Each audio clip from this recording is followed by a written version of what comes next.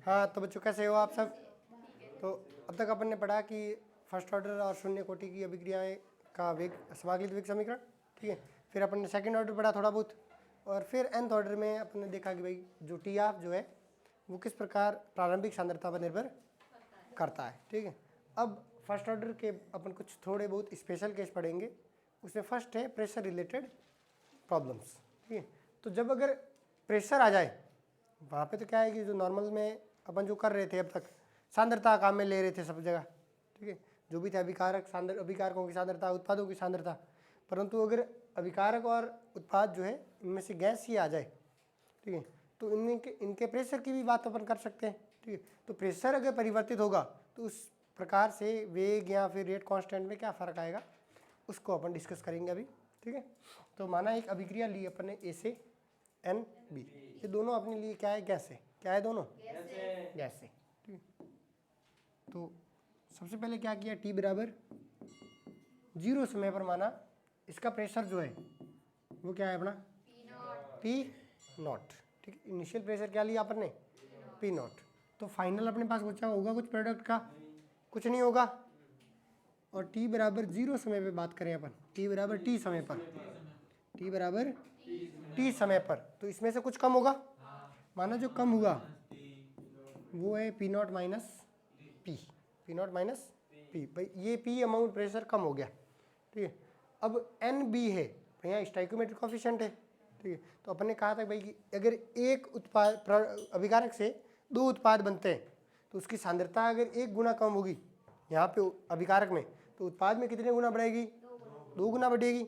तो यहाँ पे P गुना प्रेशर कम होगा, P प्रेशर कम होगा, तो यहाँ पे बढ़ेगा कितना प्रेशर, NP, NP, ठीक है। और अगर T बराबर अनंत समय की बात करें अपन, तो यहाँ पे कुछ नहीं बचेगा, खाली हो जाएगा ये, ठीक है। और यहाँ पे N स्टाइकोमेट्रिक कोफिशिएंट अपने पास ऑलरेडी है, ठीक है। तो ये कितना बनेगा अपना pressure, NP not, NP not. और फर्स्ट ऑर्डर का क्या था, समाकलित वेग समीकरण के बराबर 1/t ln ए नॉट बट्टे ए टी, भाई 0 समय पर सांद्रता बट्टे टी समय पर सांद्रता। तो यहाँ पे क्या करेंगे, केवल जो समय है वही है, सेम है, 0 प्रारंभिक बट्टे अंतिम, ठीक है, टी समय। और वहाँ पे सांद्रता की जगह यहाँ पे क्या ले लेंगे अपना प्रेशर, ठीक है। 1/t ln पी नॉट बटे P naught minus P, P naught minus P, ठीक है। अब 2 केस लेंगे अपन। तो फर्स्ट केस लेंगे कि जब पी नॉट को अपन क्या मान ले, P1, ठीक है। इनिशियल जो प्रेशर है उसको क्या माने, P1। और टी समय पर जो है उसको क्या मान ले, T2। टी समय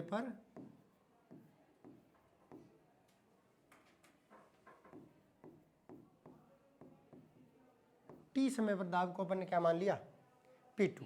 तो अपना समाकलित वेग समीकरण क्या बनेगा, K बराबर 1/t ln पी नॉट की जगह P1 बटे P2, ठीक है, P1 बटे P2। अब केस सेकंड है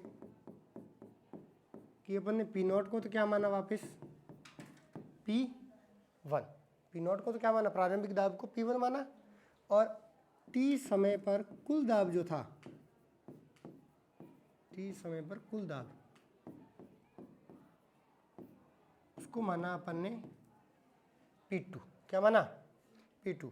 अब टी समय पर कुल दाब की बात करें तो यहाँ पे टी समय, ये दाब भाई अभिक्रिया हो रही है कंटेनर में हो रही है, ठीक है। तो अभिकारक भी होगा उसमें और उत्पाद भी होगा, तो कुल दाब जो होगा वो अभिकारक और उत्पाद के दाब के क्या होगा, योग के बराबर होगा। भाई टोटल जो भी है, अगर अगर पूरे कमरे का दाब पता करें तो इस कमरे का दाब किसके बराबर होगा, आप सभी के और मेरे सबके दाब के योग के बराबर होगा, ठीक है। तो टी समय पर क्या हुआ कुल दाब, P naught minus P plus N P, क्या आया, P naught minus P plus N P, ठीक है। P2 बराबर पी नॉट प्लस एन, ठीक है। अगर P कॉमन ले ले अपन, क्या ले लें, तो क्या आया n-1, n-1 1, ठीक है। तो यहाँ पे क्या करें, k बराबर 1/t ln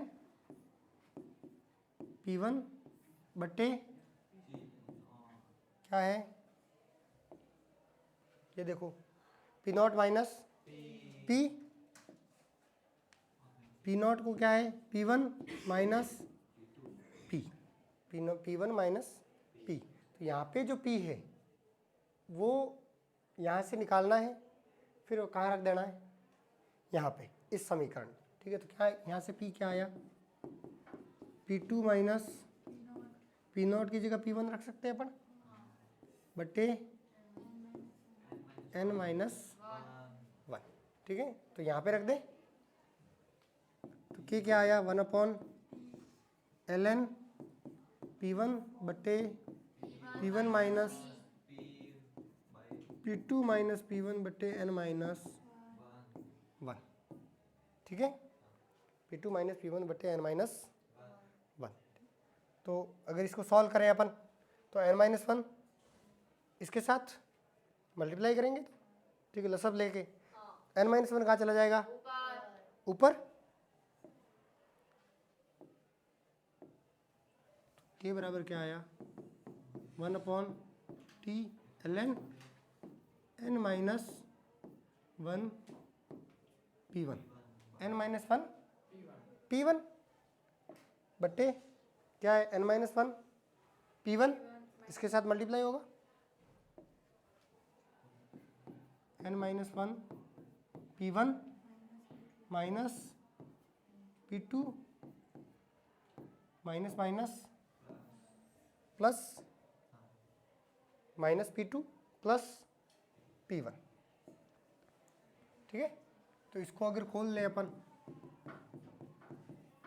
तो क्या आया n माइनस P1 बटे n P1 minus P1 minus P2 plus P1 से P1 एक कैंसल, तो क्या आया अपना लास्ट फॉर्मूला अंतिम 1/t ln n minus 1 P1 बट्टे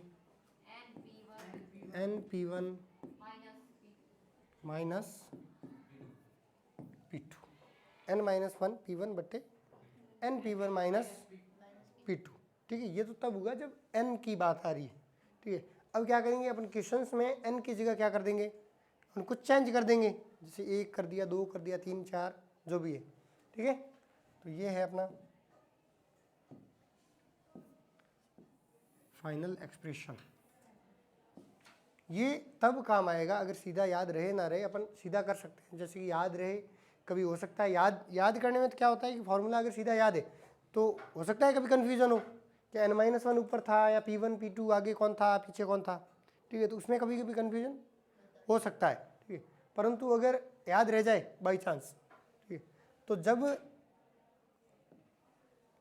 अपना अभिकारक क्या हो, केवल एक अभिकारक क्या हो, एक, तब ये जो n है, ये वाला n मतलब ये जो फॉर्मूला लास्ट बना, यहाँ पे n की जगह कुछ भी हो सकता है, 3 हो सकता है, 4 हो सकता है, 2 हो सकता है, तो उसकी जगह अपन सीधा ये फार्मूला लगा सकते हैं। n की जगह मान रखो, अपना सीधा आंसर आ जाएगा। परंतु ये फार्मूला तो याद रहे ना रहे, ठीक है। अब कितने कितने फार्मूले याद रखें, बेसिक मेथड याद है तो अपन आराम से कर सकते हैं, ठीक है। अपन एक क्वेश्चन करते हैं इस पर। एक गैस है, फर्स्ट ऑर्डर रिएक्शन, जिसे क्या बना है 2B gas plus C gas plus D gas, ठीक है। तो इसका क्या कहा है कि प्रारंभिक दाब है जो P0 है और T समय पर दाब क्या है P2, ठीक है, P0 और P2। अब निकालने को बोला है उसने, ठीक है। तो ये अभिक्रिया रही अपनी A से 2B plus C plus D, ठीक है। तो यहाँ पे T बराबर 0 समय पर प्रेशर क्या होगा P0 दिया गया है, ठीक है। यहाँ पे कुछ नहीं होगा, ठीक है। लेकिन T समय पर क्या होगा, T समय पर P0 minus P, P0 minus P, यहाँ पे कितना बनेगा इसका भी P, P naught minus P, 2p P और इसका पी। ठीक है, अपने अनंत समय पर बात करने की जरूरत भी नहीं है इसमें। ठीक है, वो तो केवल समझाने के लिए भाई कहाँ अनंत समय पे एटलीस्ट अभिक्रिया खत्म हो जाएगी और कुछ ना कुछ बी, जो भी प्रेशर होगा वो केवल किसके कारण होगा, बी के कारण होगा। ठीक है, तो अब सबसे पहले टोटल प्रेशर निकाल लें। पी टोटल क्या है अपना, P2 है, टी समय पर पी टोटल भाई कुल दाब क्या है, P2 दिया गया है। ठीक है, तो कुल दाब टी समय पर क्या होगा, इन सब दाबों का योग क्या होगा, P naught minus P plus 2p plus P plus क्या आया P2 के बराबर, पी नॉट प्लस एक पी से ये पी कैंसल, 3p बचा, पी नॉट प्लस 3p। ठीक है, और अपने फाइनल में p निकालना होता है। ठीक है, क्योंकि ये आएगा पी नॉट बटे पी नॉट माइनस पी, तो p तो निकालना पड़ेगा। तो p क्या आया यहाँ से, पी नॉट बटे 3, ये अपना आ गया p। ठीक है, अब देखो के बराबर क्या आया, 1/t ln पी नॉट बटे P naught minus P, initial pressure बटे टी समय पर प्रेशर, के बराबर 1/t ln पी नॉट बटे पी नॉट माइनस पी की जगह क्या है, P2 minus P not, P2 P not divided by 3 का लसब लेके ऊपर भेज दे इसको। तो के बराबर क्या आया, 1/t ln ऊपर 3p नॉट, यहाँ पे 3p not minus plus P not जुड़ाई, के बराबर 1/t ln upon 4p not minus pt। ठीक है, इस प्रकार से अपन किसी भी अभिक्रिया के लिए प्रेशर के लिए के निकाल सकते हैं। ठीक है, तो ये तो तब है जब अपने को नॉर्मली दे दे, हाँ इसका p है, इसका भी p नॉट है, इसका p2 है, इसका p1 है, इस प्रकार से दे दे तो अपन ये से कर सकते हैं। ठीक है, परंतु अगर वो न्यूमेरिकल क्वेश्चन दे दे, ठीक है, जैसे कि ये एक न्यूमेरिकल क्वेश्चन दिया गया है कि ए गैस है, उसे बी प्लस सी गैस बन रही है। ठीक है, दिया है कि प्रारंभिक दाब जो है PA वो क्या है, 200 mm ऑफ Hg। ठीक है, प्रारंभिक दाब दिया गया और 10 मिनट पर कुल दाब जो है वो कितना है, 250 mmg। 10 मिनट पर कुल दाब क्या है, 250 mm ऑफ Hg। ठीक है, तो क्या करें, ए गैस से ये 200 mm ऑफ Hg दिया गया है। ठीक है, अब देखो ये 200 है। ठीक है, t बराबर 0 समय पर, और यहाँ पे बी और सी कुछ नहीं होगा। ठीक है, बी और सी कुछ नहीं होगा, और यहाँ पे क्या कह रहा है, टी समय पर क्या कह रहा है, 250 mm ऑफ Hg। हो सकता है क्या, पॉसिबल है क्या, नहीं है पॉसिबल। ठीक है, क्योंकि क्या होगा, कम होगा पक्का भाई, 200 से तो कम ही होगा, ये पूरा कैसे होगा, 200 से क्या होगा, कम। ठीक है, तो ये 250 क्या है, कुल दाब है अपना। ठीक है, 250 क्या है, कुल दाब है। तो अब देखो इसमें से कुछ कम है। ठीक है, तो अपन माना कम जो है वो क्या है, P, इतना कम हो चुका है। ठीक है, तो यहाँ पे कितना बनेगा, यहाँ पे कितना बनेगा, P। ठीक है, तो टोटल प्रेशर जो है वो क्या बराबर होगा, 200 माइनस P प्लस P बराबर कितना दिया गया है, 250। ठीक है, तो इसको क्या हुआ 200 प्लस पी बराबर 250। तो क्या आया पी क्या आया अपना 50, पी क्या आया 50। ठीक है,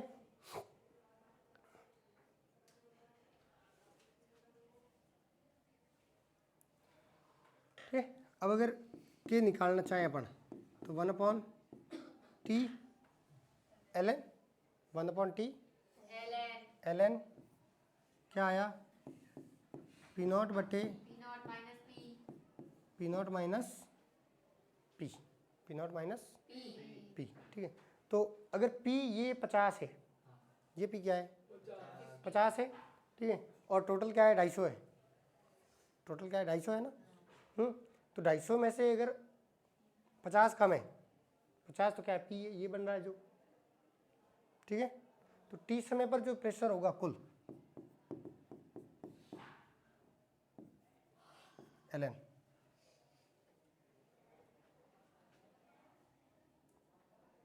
P naught minus P 200 minus P, एक सेकेंड, हाँ सही है, ठीक है।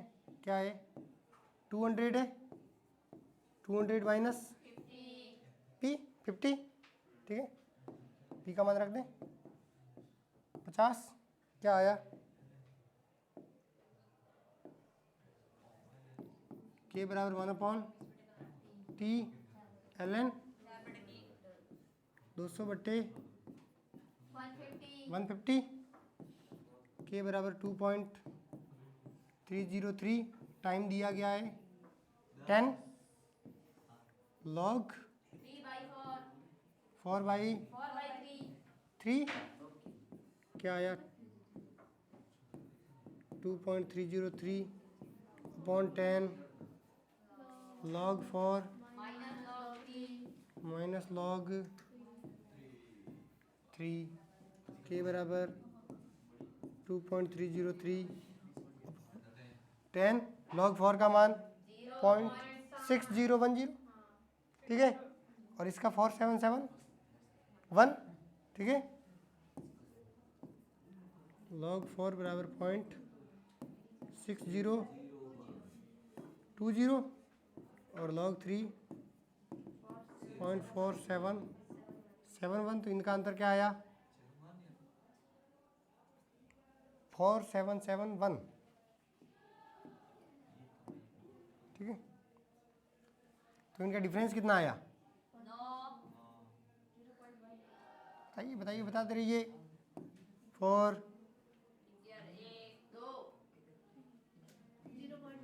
2.12, ठीक है, 2.12 ठीक है। अब जैसे इसका अगर गुणा करें अपन तो अपना क्या आ जाएगा, फाइनल आंसर आ जाएगा 0.23 इंटू 0.12, ठीक है।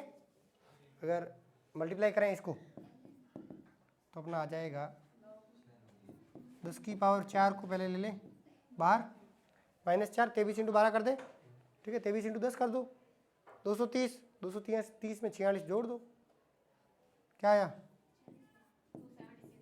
276 इंटू 10 की पावर -4, यहाँ 2.76 इंटू 10 की पावर -2, फर्स्ट ऑर्डर है, यूनिट क्या होगी सेकंड इनवर्स, ठीक है। मल्टीप्लाई करने की मेरी थोड़ी टेक्निक अलग है, ठीक है। मैं क्या करता हूँ कि जैसे 23 से 12 से गुणा करना है तो 123 से 10 से गुणा कर दो पहले, इजी है कंपेरेटिव, ठीक है। और फिर 23 को 2 से गुणा कर दो 46, उसको जोड़ दो दोनों को आपस में, ठीक है। या फिर 12 को 20 से गुणा करो, फिर 12 को 3 से गुणा करके जोड़ दो, जो अपने लिए ईजी हो, कहाँ पे पहुँच सकते हैं नज़दीक, वरना 23 इंटू 12 किसको याद रहता है, ठीक है, याद ही नहीं रहता। 23 इंटू 12 मेरे को तो याद 276 होता है। हाँ अब हो गया, अब दिख रहा है सामने तो याद ही हो जाएगा ना। अब जब तक दिख नहीं रहा है तब की बात है, वो तो दिख रहा है सामने, हाँ कि अब तो 276 हो गया, 23 इंटू 12 अभी किया है तो हो ही जाएगा अब तो, ठीक है। अब अपने दो और प्रकार की अभिक्रियाएं होती है, एक तो साइड रिएक्शन, पार्श्व या समांतर अभिक्रिया, साइड या पैरेलल रिएक्शन, ठीक है, या तो साइड हो सकती है या पैरेलल, कुछ भी कह सकते हैं। तो अगर ए से क्या बन रहा है, बी भी बन रहा है और सी भी बन रहा है, ठीक है, ये वाली जो अभिक्रिया है इस वाले के उदाहरण अपने को ऑर्गेनिक में दिखेंगे, ठीक है। जैसे कि कोई अभिक्रिया है, ये क्या है, फिनॉल है, क्या है, फिनॉल। जब इसका नाइट्रीकरण करवाया जाता है HNO2 से, ठीक है, दो प्रोडक्ट प्राप्त होते हैं अपने को, एक तो होता है ऑर्थो नाइट्रोफिनॉल और एक प्राप्त होता है अपने को पैरा नाइट्रोफिनॉल, ठीक है। तो यहाँ पे दोनों की मैकेनिज्म क्या है, अलग अलग। ए माना ए से बी बन रहा है ये, और ए से ही सी बन रहा है, दोनों बन रहा है, एक ज़्यादा बनेगा एक थोड़ा कम बनेगा, या फिर 50-50 भी बन सकते हैं, लेकिन इस केस में ये वाला ज़्यादा बनेगा, ठीक है। ये अपने फिनॉल्स में अभिक्रिया, ऑर्गेनिक केमिस्ट्री पढ़ोगे इस प्रकार के बहुत सारे एग्जाम्पल दिखेंगे। हो सकता है कि ए से बी, ए भी बन रहा है, बी भी बन रहा है, सी भी बन रहा है, डी भी बन रहा है, तीन उत्पाद बन रहे हैं, एक भी बन रहा है, दो बन रहे हैं, ठीक है। तो ये पोजीशन तो ऑर्थो पोजीशन है, ठीक है, पता है ऑर्थो, आप ऑर्गेनिक साइंस में पढ़ तो रहे हो थोड़ा बहुत। ये इप्सो, ये ऑर्थो, ये मेटा, ये पैरा, ठीक है।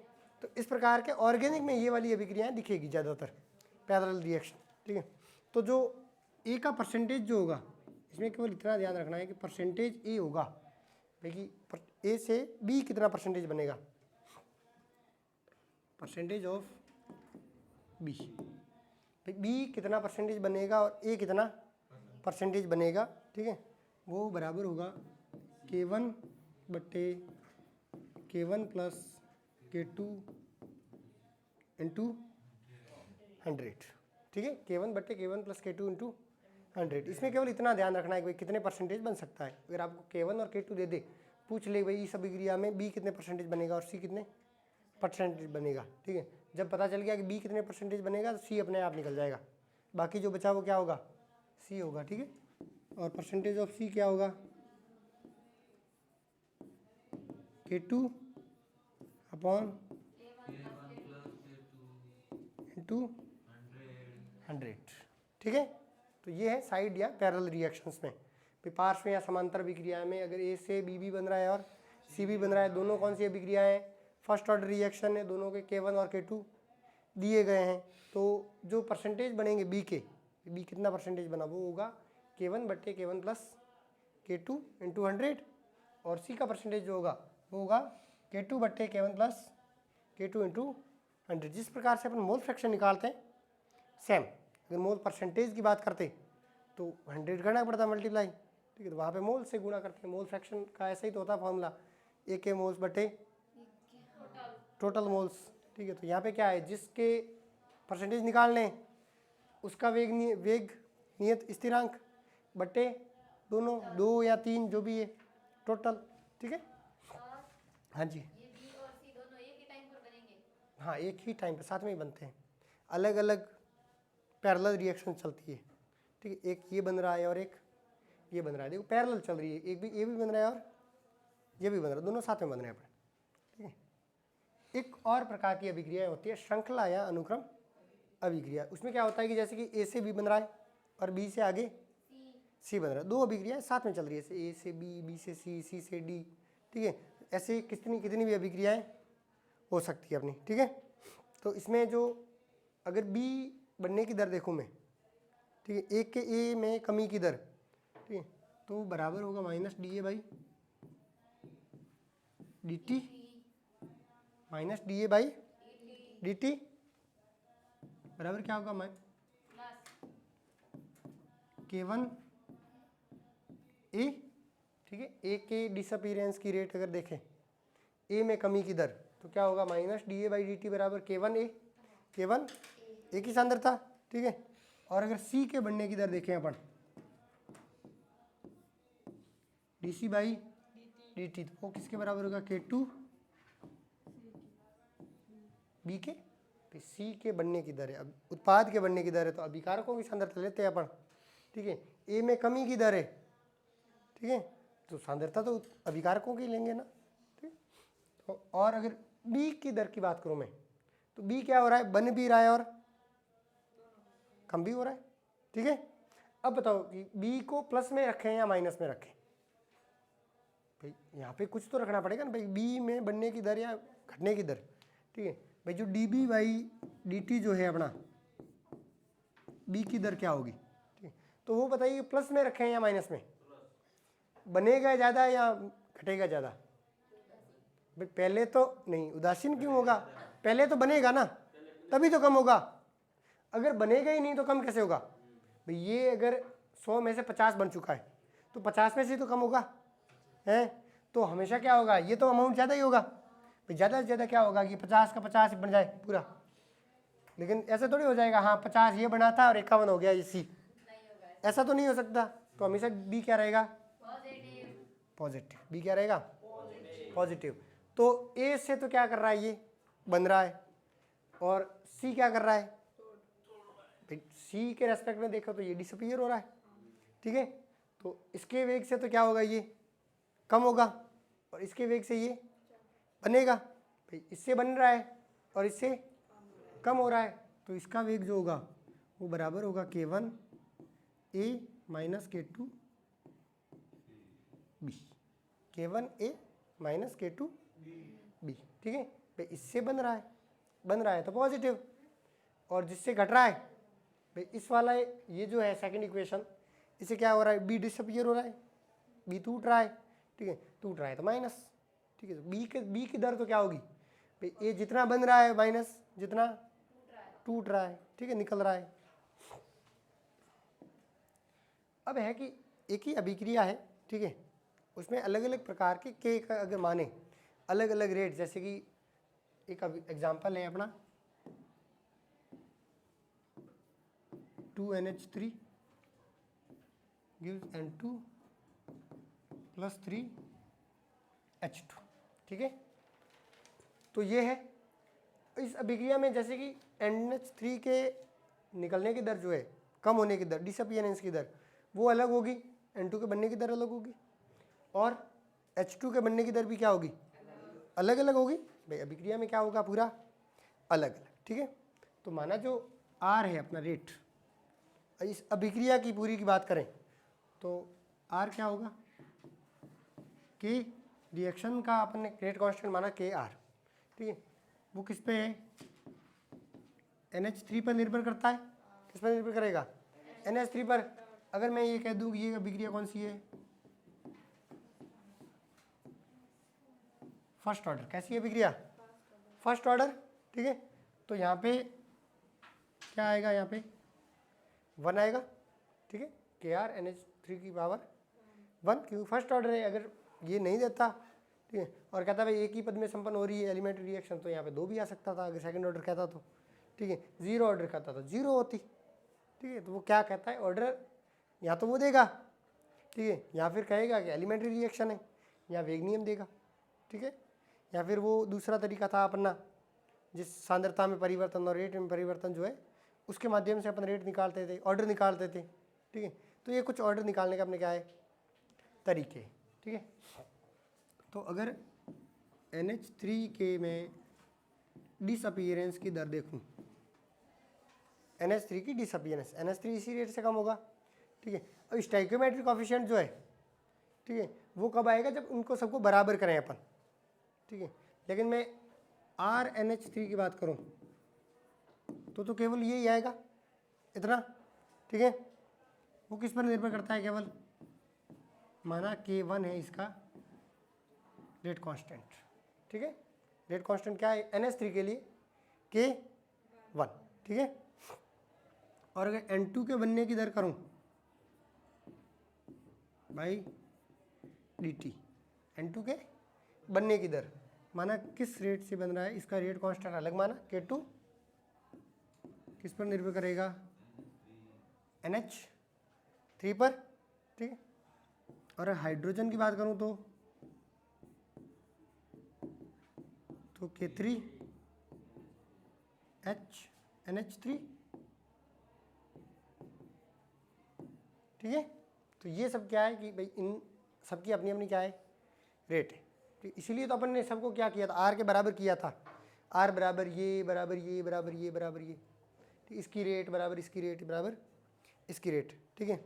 अब अगर K1 K2 और K3 में रिलेशन ढूंढना चाहे, हाँ ठीक है, अगर K1 और K2 में K3 में तीनों में अगर रिलेशन ढूंढना चाहे तो अपने को पता है कि जब अगर स्टोइकोमेट्रिक कोएफिशिएंट को साथ में ले लें अपन तो क्या होगा, -1/2 dNH बाई dt बराबर होगा dN2 बाई dt बराबर होगा 1/3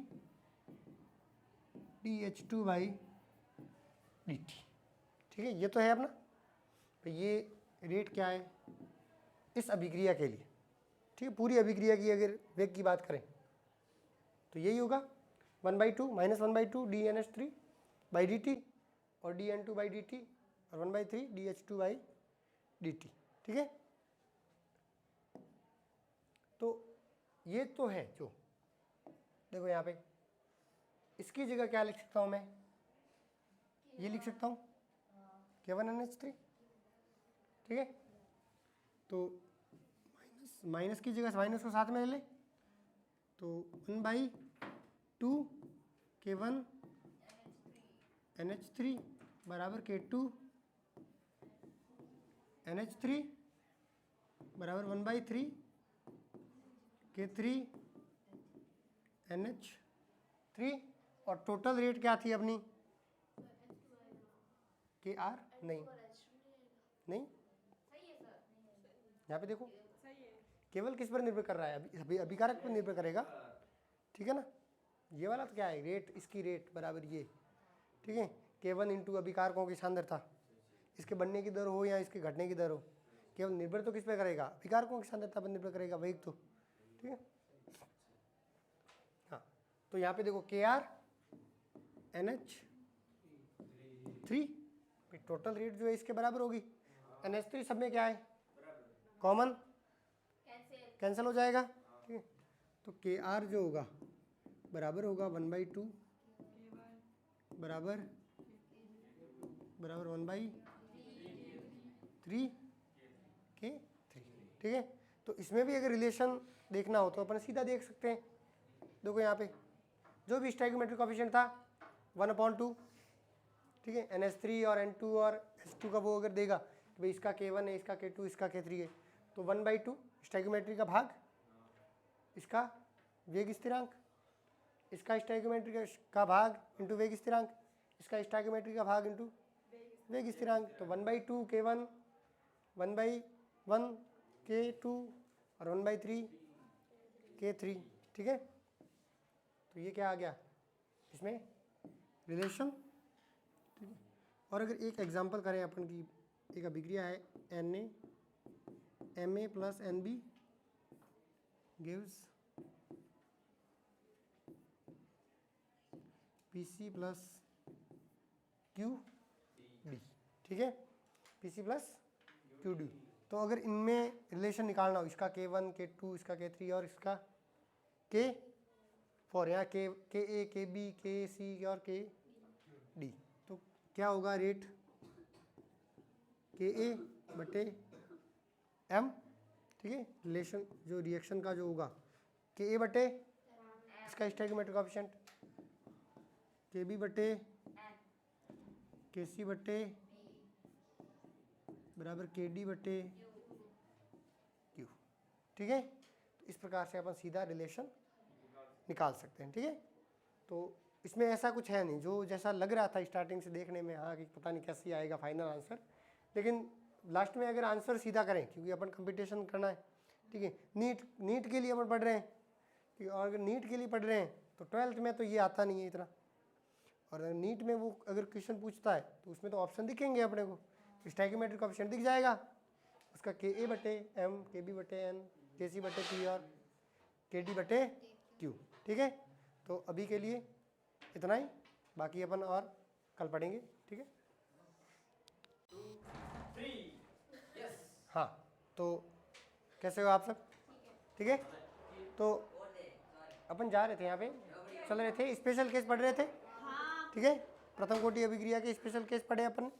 और एक और अभिक्रिया होती है अपनी छदम प्रथम कोटि अभिक्रिया। अब छदम प्रथम कोटि अभिक्रिया क्या होती है, जैसे अभिक्रिया तो प्रथम कोटि ही है, परंतु थोड़ा क्या है प्रथम कोटि से अलग, ठीक है। तो छदम प्रथम कोटि अभिक्रिया कहते हैं कि ऐसी रासायनिक अभिक्रिया जिसकी कोटि तो क्या हो, एक कोटि क्या हो,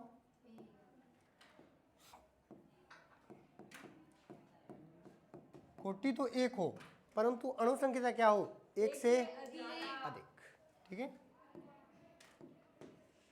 अणु संख्या जो होगी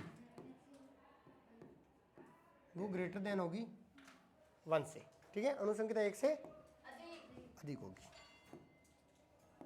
तो ऐसी रासायनिक अभिक्रियाओं को अपन क्या कहेंगे, छदम प्रथम कोटि अभिक्रिया।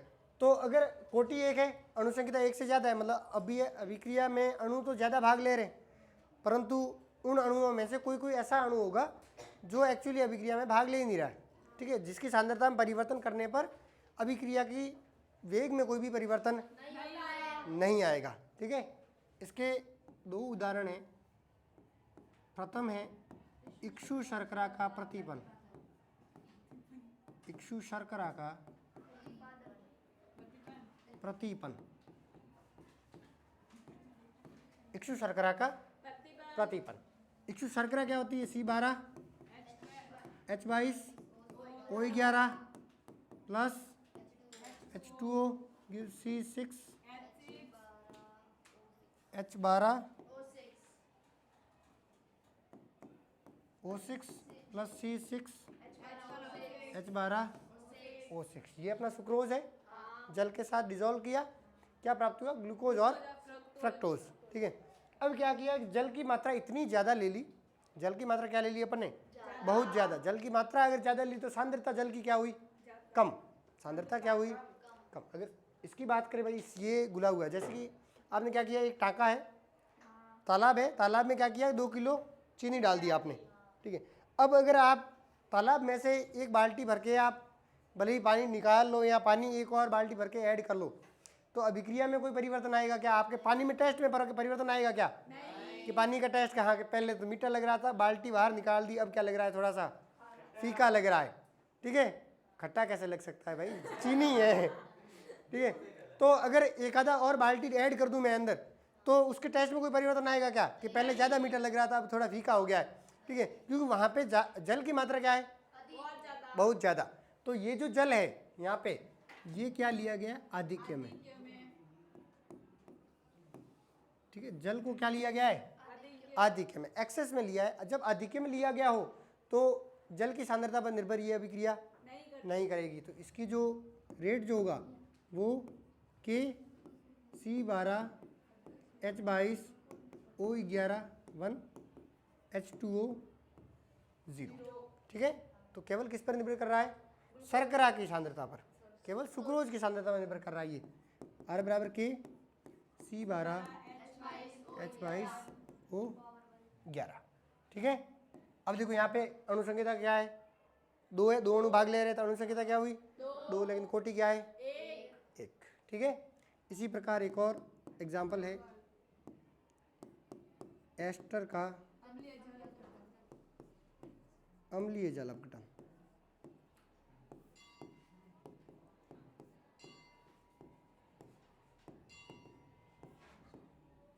एस्टर का अम्लीय जल अपघटन। एस्टर क्या होता है,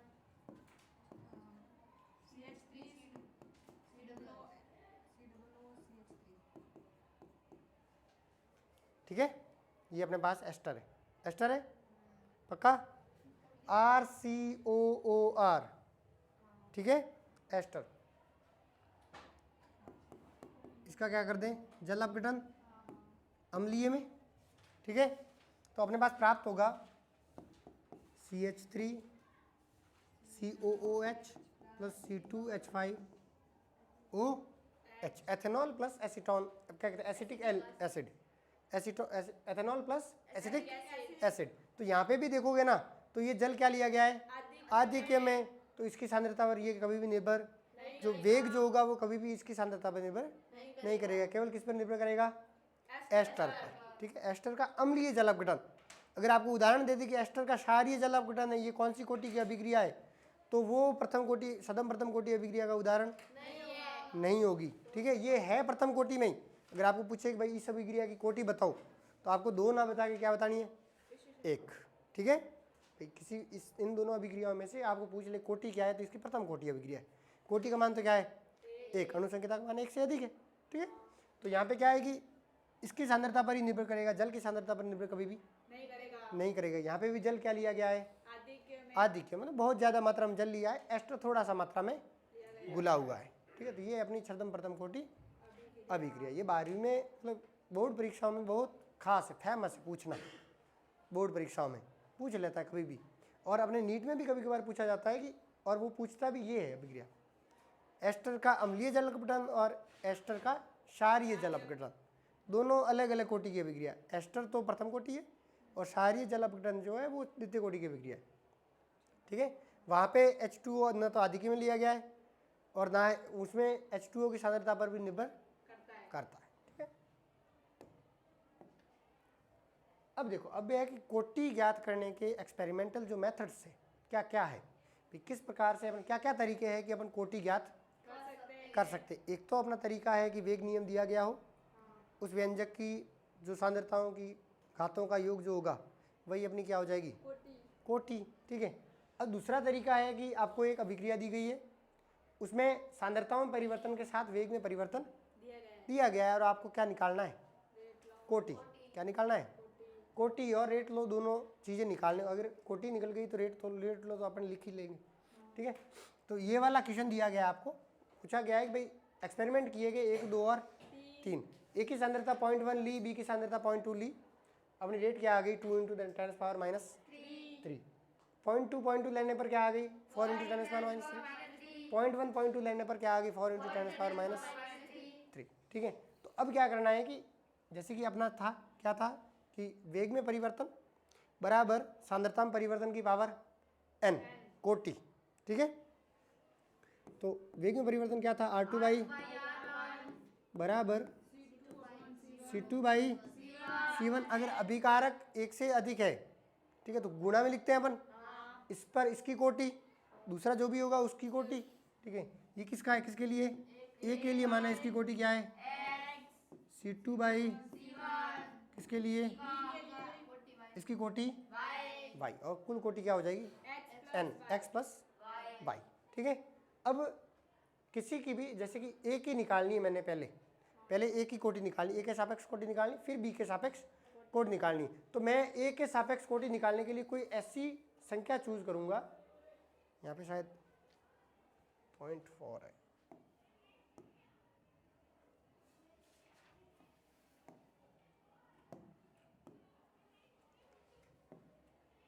ठीक है, तो ए की कोटि निकालने के लिए मैं ऐसी संख्या चूज करूंगा जहां पे बी क्या हो, कांस्टेंट, बी क्या हो, कांस्टेंट। अगर बी कांस्टेंट होगा तो बी में कोई परिवर्तन आ ही नहीं रहा है, तो उस वाली इक्वेशन में ये क्या हो जाएगा मेरे लिए, कुछ नहीं, एक हो जाएगा। अगर C1 और C2 सेम है तो एक हो गया, एक की पावर कुछ भी हो एक के ही बराबर होगा।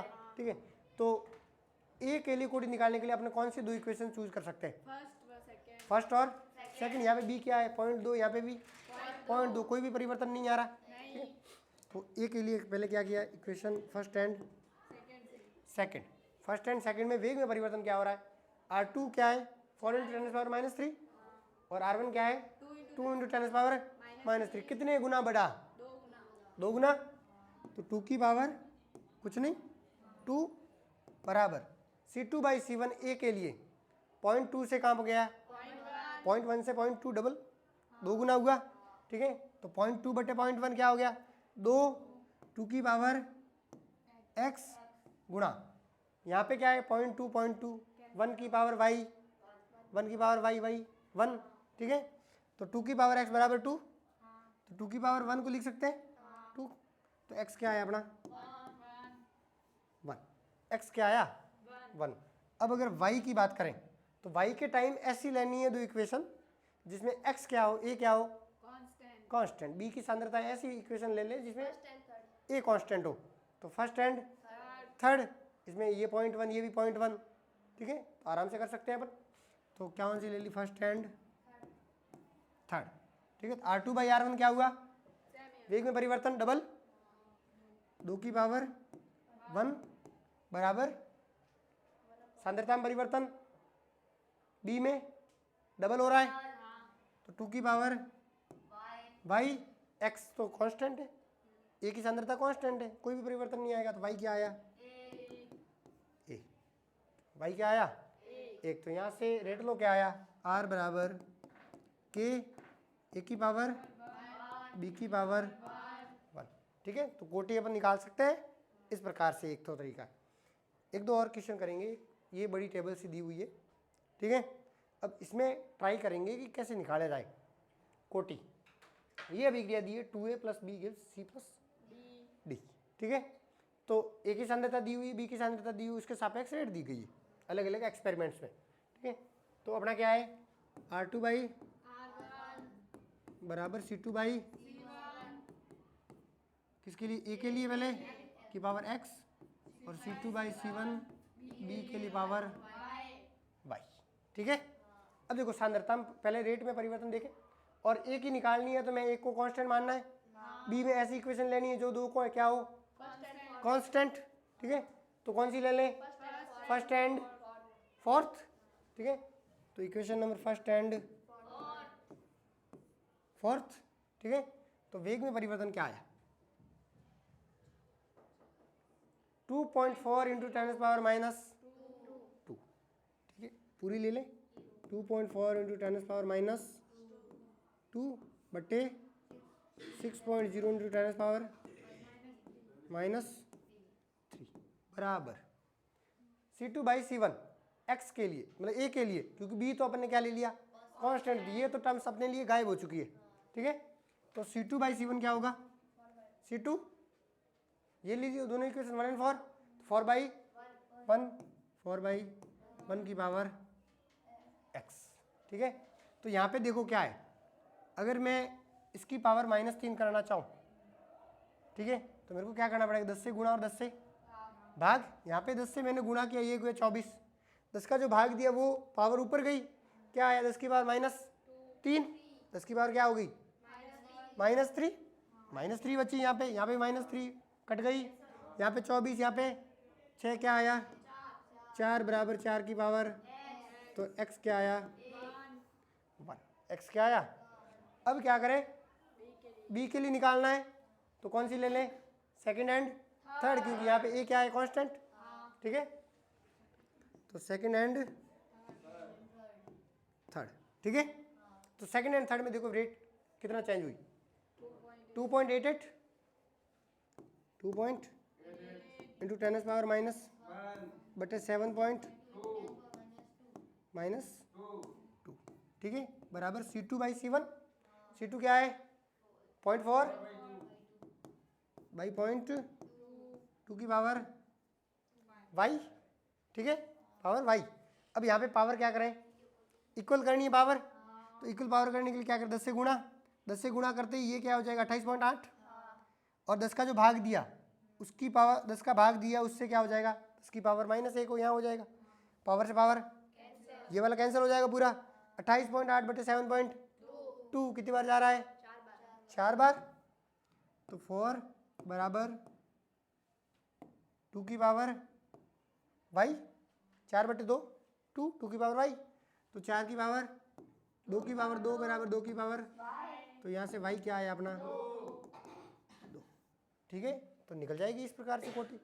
अब भले यहाँ पे A B C आ जाए, एक और रिएजेंट आ जाए भले, ठीक है, अभिकारक एक और आ जाएगा, क्या होगा, या तो कांस्टेंट मिलेगा, कुछ न किसी में कांस्टेंट मिलेगा, और कांस्टेंट मिलेगा तो अपनी इक्वेशन बन जाएगी, भाई x + y बराबर ये है, y + z बराबर ये है, ठीक है। लेकिन इतना बड़ा नहीं पूछता, मोस्टली क्या होता है A और B पूछता है और रेट दे देता है और फिर कोटि निकालो, ठीक है, कोई दिक्कत नहीं। यहाँ पे और यहाँ पे ऐसे ही फ्रैक्शन देगा, 2 में 2 का भाग जाएगा या 4 का भाग जाएगा, ठीक है। वो आपसे ज़्यादा मेहनत नहीं करवाना चाहता, आपसे चाहता है कि आपके कंसेप्ट क्लियर है कि नहीं, आपको एक्चुअली पता है कि नहीं ये किस प्रकार से होता है, ठीक है। तो आप कर लोगे आराम से, इसमें कौन सा टाइम लगता है, इसे लेस देन 1 मिनट का काम है पूरा। अगर इसको सिर्फ करने बैठे सीधा तो 1 मिनट से कम में काम हो जाएगा, ये तो पूरा अभिक्रिया आराम से कोटि निकाल सकते हैं। एक निकाला, क्रॉस वेरीफाई किया कि हाँ एक्स एक ही दिखा रहा है, एक ही ऑप्शन में है जहाँ पे एक्स का मान 1 है, टिक करो, आगे बढ़ो, ठीक है। और दिखा रहा है भाई एक्स का मान 1 से ज़्यादा में है तो फिर भाई का निकालना ही है। फिर तो वैसे भी 2 तो निकालना ही थे, क्या पता 1 निकालने पे काम चल जाए, ठीक है। और दूसरी अपनी विधि होती है ग्राफीय विधि। एक तो पहली विधि तो वो थी क्या कि भाई सीधा घातों का योग कर दो, अपनी कोटि है, वेग नियम दिया गया हो, ठीक है। दूसरा एक वेग नियम है, आपको सांद्रता में और वेग में परिवर्तन दिया गया है तो अपन कोटि निकाल सकते हैं। अब दूसरा मेथड है अपने ग्राफीय विधि। अब क्या है कि ग्राफ दिया गया होगा आपको, सांद्रता या रेट के मध्य, सांद्रता या समय के मध्य, या रेट या समय के मध्य किस प्रकार से ग्राफ में वेरिएशन आते हैं, अपने ग्राफ पढ़े हैं ऑलरेडी, ठीक है। तो ग्राफ में वेरिएशन अगर दिखाए अपने को, ग्राफ बताए कि भाई ये बताइए कि ये ग्राफ किस कोटि का अभिक्रिया का है, ठीक है, इस ग्राफ की कोटि क्या है, ये कौन सी कोटि की अभिक्रिया है, ग्राफ जो दर्शा रहा है, ठीक है। मैं आपको 2 एग्जाम्पल करवाता हूँ, rate versus concentration. Rate versus concentration graph आ रहा है इस प्रकार से, तो बताइए कौन सी कोटि की अभिक्रिया हो सकती है। शून्य की क्या होता है, रेट वर्सेस कंसंट्रेशन, शून्य कोटि निर्भर, सीधा क्या होती है एकदम, रेट कांस्टेंट रहती है।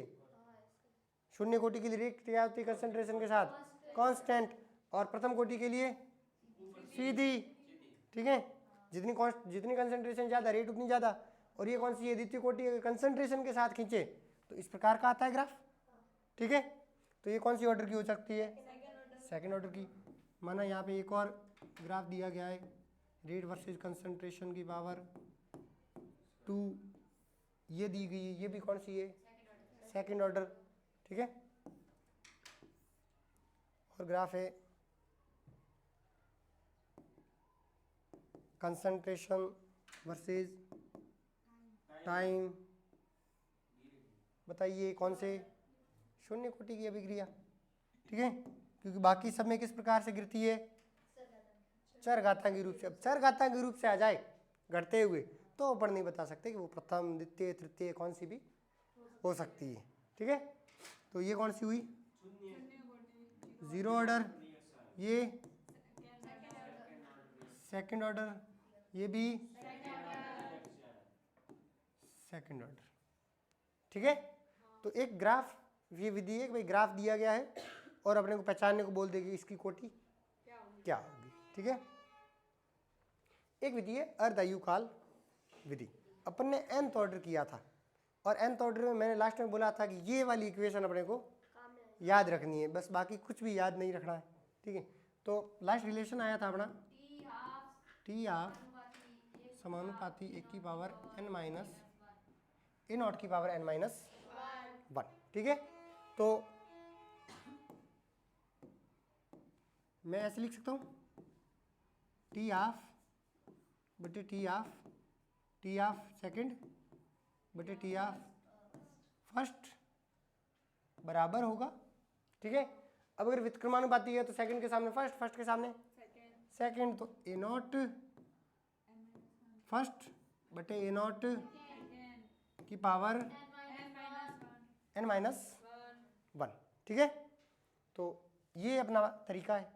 अब यहाँ पे क्या है कि आपको 2 टी हाफ दे दे और 2 कंसंट्रेशन दे दे, जिस प्रकार का अपन ने वो किया था, ठीक है। तो क्या होगा, यहाँ पे पावर n माइनस 1 के बराबर करनी है और यहाँ पे पावर, वहाँ पे पावर n था सीधा, ठीक है। और ये व्युत्क्रमानुपाती है, ये ध्यान रखना, ठीक है। T2 बाई T1 बराबर A1 बाई A2 की power n minus 1, not 1 minus n, ठीक है। कंफ्यूज हो जाओ तो शून्य कोटि का या शून्य कोटि और प्रथम कोटि का याद कर देना, जो अर्धायुकाल याद है, ठीक है।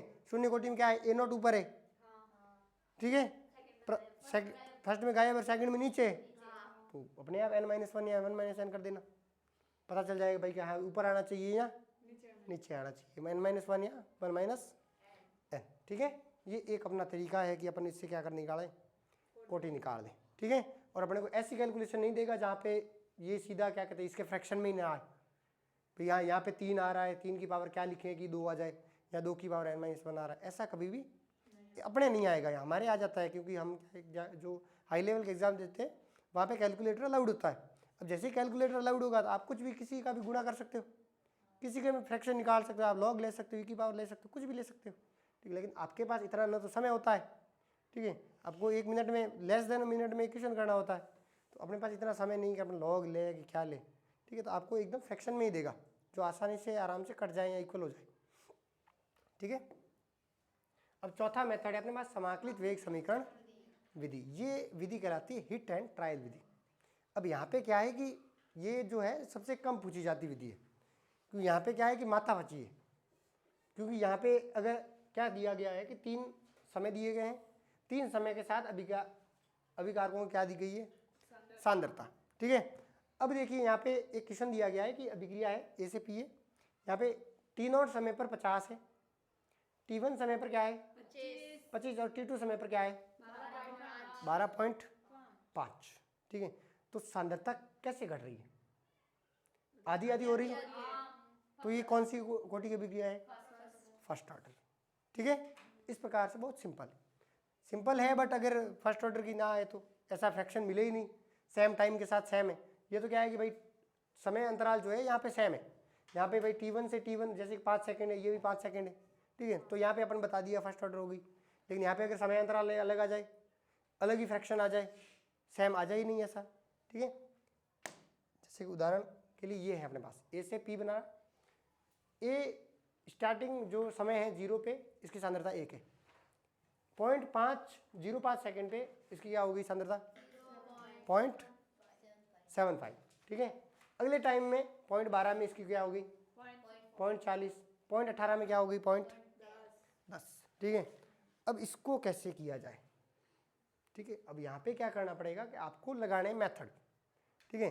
अगर सही बैठ रहा है तो अपनी अभिक्रिया है, शून्य कोटि ट्राई करो, शून्य कोटि सही बैठ गया तो अच्छी बात है, वरना प्रथम कोटि ट्राई करो, ठीक है। प्रथम कोटि सही ना बैठे तो सेकंड ऑर्डर का तो कहीं ना कहीं तो आएगा ना, ठीक है ना। तो अगर शून्य कोटि ट्राई करना चाहूँ तो क्या होता है, एटी बराबर A0 माइनस KT, ठीक है। तो यहाँ पे के क्या होगा, के A0 माइनस AT बटे T, ठीक है। अंतर निकालो, अगर सेम अंतर आना शुरू हो जाए इस वाले फॉर्मूले में, के का मान अगर हर बार सेम आता है तो अपनी कोटि कौन सी हो जाएगी, शून्य, ठीक है। अगर के का मान अलग अलग आए तो क्या करना है, प्रथम कोटि वाले पे ट्राई करेंगे कि प्रथम कोटि का समाकलित वेग समीकरण लगा के अपन क्या करेंगे, कोशिश करेंगे क्या पता कि अपना आंसर क्या आ जाए सही। के का मान अगर हर बार सेम आ रहा है, 2 बार, भाई 4 मेथड 4 दिए गए हैं, चारों में अपने पास 80, ये 80 है, ये A0 है, अगली बारे में ये 80 है, ये A0 है, ये 80 है, ये A0, समय बीच का दिया गया है इतने समय में, ठीक है।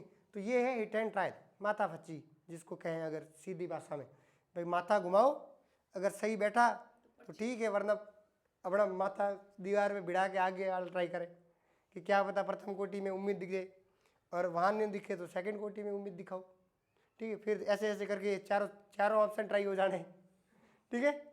तो ये वाला मेथड कभी भी पूछा नहीं जाता, ये केवल दिया गया है कि हाँ कि एक ये भी तरीका है, इस तरीके से भी अपन कर सकते हैं, ठीक है। ये समाकलित वेग समीकरण से भी अपन क्या कर सकते हैं, कोटि निकाल सकते हैं, ठीक है। अब है ताप का प्रभाव। तो अभिक्रिया जो है उसके वेग पर ताप का क्या प्रभाव पड़ेगा, ठीक है। अपन पढ़ रहे थे कि भाई अभिक्रिया के वेग को प्रभावित करने वाले कारक, ठीक है। कारक में पहला क्या था, अभिकारकों की प्रकृति, ठीक है। दूसरा था अभिक्रिया की सांद्रता। तो अब तक सांद्रता भी तो चल रहे थे कि सांद्रता परिवर्तन की, ये किया, ये हुआ, वो हुआ, ठीक है। फिर अपन साथ में कोटि में भी आ गए, ठीक है, सारा सांद्रता से रिलेटेड ही था, ठीक है। अब अपन है ताप का प्रभाव, तीसरा जो है वो ताप का प्रभाव। तो ताप बढ़ाने पर क्या होगा, अभिक्रिया में अगर ताप बढ़ाया जाए, जैसे कि ये अपना कमरा है, यहाँ पे नीचे आग लगा दे, ठीक है।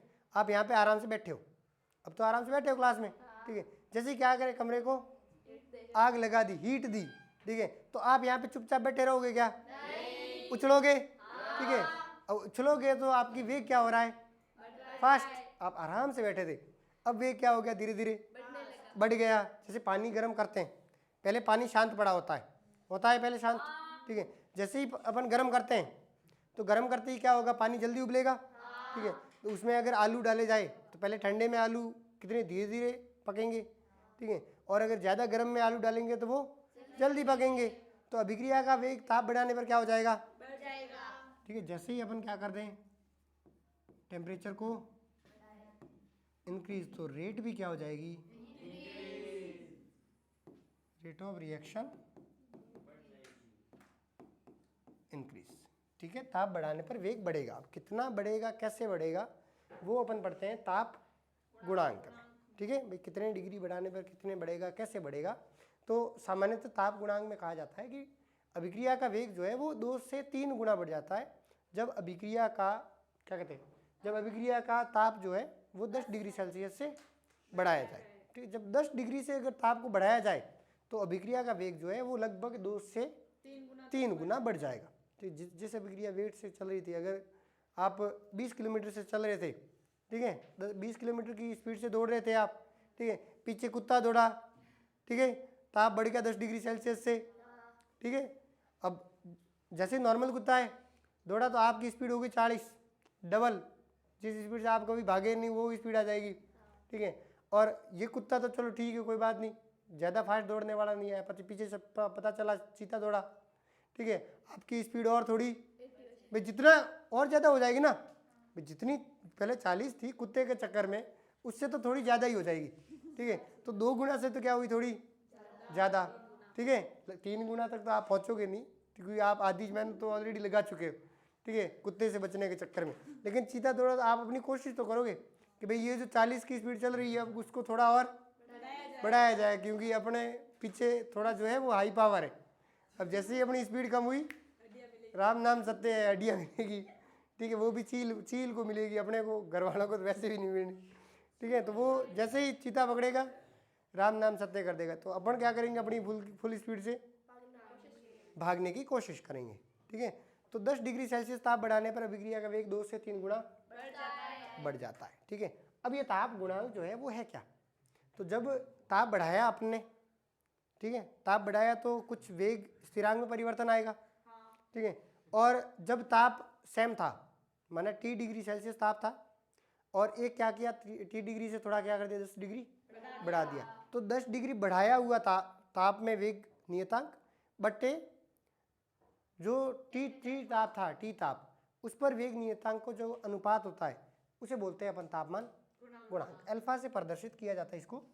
तो ये होगा के टी प्लस 10 बटे के टी बराबर होगा 2 to 3, 2 से 3, ठीक है। मोस्टली टाइम पे अपने को कितना क्या मिलेगा, 2, ठीक है। मोस्ट ऑफ टाइम पे क्या मिलेगा, 2। तो यहाँ पे अगर देखो तो इसको क्या माने, अल्फा, इसको क्या मान ले, अल्फा, ठीक है। तो के टी प्लस 10 बटे के टी बराबर अल्फा। ये तो 10 डिग्री की बात हो रही है।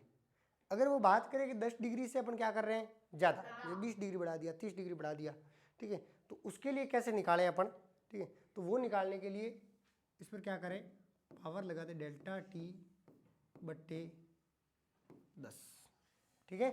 तो जितने गुना बढ़ा, जैसे कि अगर 20 डिग्री बढ़ा तो अल्फा की पावर क्या आ जाएगी, 2, 20 बट्टे 10 2, ठीक है। और अगर 30 डिग्री बढ़ा तो अल्फा की पावर 3 हो जाएगी। और अल्फा मोस्ट ऑफ टाइम अपना क्या होगा, 2। Most of time 10 degree Celsius ताप बढ़ाने पर अभिक्रिया का वेग कितना बढ़ेगा, 2 गुना बढ़ेगा, ठीक है। कभी कभार वो अगर नहीं दे तो 2 गुना बढ़ाना है। अगर वो दे दे भाई इतना है अल्फा, इसका तापमान गुणांक 2.5 है या 3 है या 2.6 है, 7 है, जो भी है, ठीक है, वो दे दे तो अलग बात होगी।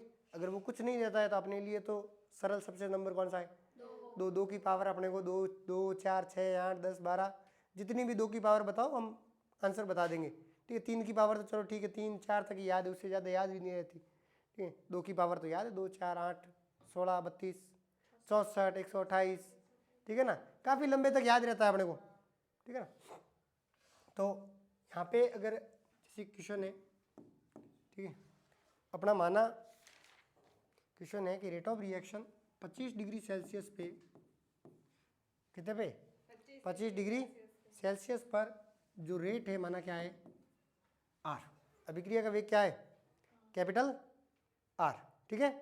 अब क्या किया कि अब की वेग आपको निकालना है कि 35 डिग्री पे अभिक्रिया का वेग क्या होगा।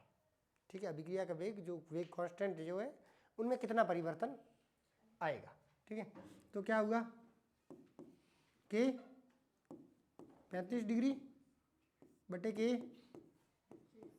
25 डिग्री बराबर अल्फा 2 है, या फिर अगर कुछ नहीं है गिवन मतलब अल्फा है। ठीक है, अल्फा की पावर कितना परिवर्तन आया 10 डिग्री, 10 बटे 10 1। ठीक है, और अगर 25 डिग्री से मैं 50 डिग्री क्या कर दूं, मैं 55 डिग्री कर दूं तो कितना मैंने परिवर्तन किया 30 डिग्री का। ठीक है, तो के 55 डिग्री सेल्सियस अपॉन के 25 डिग्री सेल्सियस बराबर अल्फा की पावर कितनी हुई, कितने 30 बटे 10, मतलब अल्फा की पावर 3, अल्फा की पावर 3। ठीक है, तो ये अपना क्या हो गया तापमान गुणांक, अभिक्रिया के वेग पर ताप की निर्भरता। ठीक है, अभी इसका आगे का